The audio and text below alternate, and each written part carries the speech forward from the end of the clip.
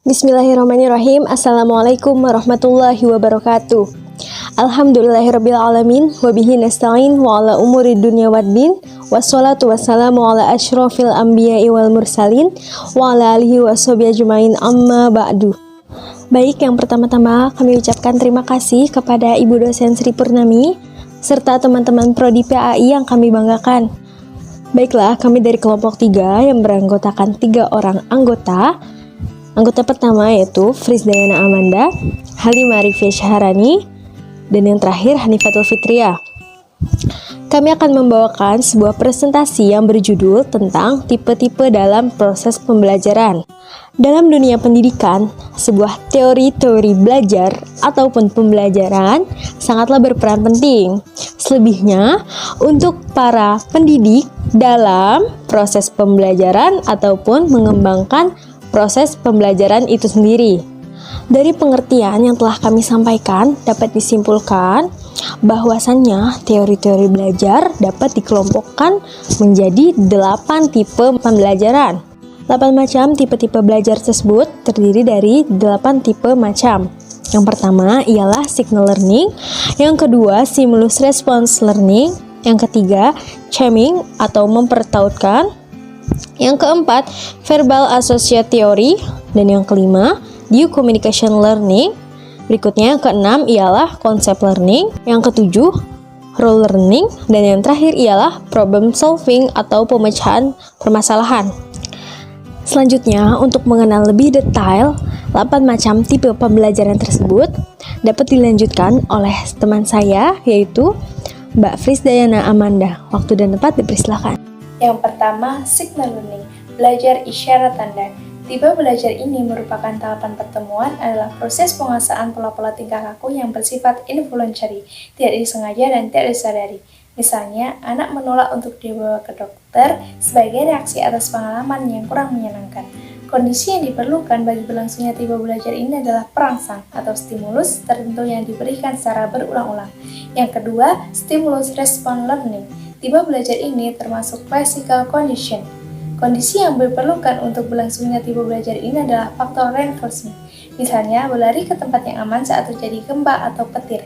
Yang ketiga, tuning atau mempertautkan. Tipe tuning disebut juga belajar membentuk dari rangkaian tingkah laku. Proses belajar berlangsung dengan menghubungkan gerakan yang satu dengan gerakan yang lain, seperti masuk ke kelas, duduk, ambil buku, dan lain. Yang keempat, tuning verbal. Tipe ini memberikan reaksi verbal pada stimulus yang datang, misalnya buku, bahasa yang disenangi, blog, makan, catatan nomor telepon. Contoh permisalannya kapal terbang seperti burung. Yang kelima, discrimination learning atau belajar membedakan. Dalam tahapan ini, siswa mengadakan diskriminasi atau seleksi dan pemilihan atas perangsang serta memilih respon yang sesuai atau di antara alat tulis yang ada dapat menyebabkan mana prioritas pilihan dan mana pula yang tidak. Yang keenam, concept learning atau belajar konsep. Kemahiran mengadakan diskriminasi akan membantu siswa dalam menemukan persamaan-persamaan serta menemukan karakteristik dari stimulus yang ada. Selanjutnya, berdasarkan hal ini akan diperolehnya pengertian-pengertian tertentu atau disebut dengan konsep. Misalnya, pensil, buku, bolpen, dan lain-lain. Yang ketujuh, role learning atau belajar membuat generalisasi atau hukum-hukum dan disebut juga menghubungkan beberapa konsep.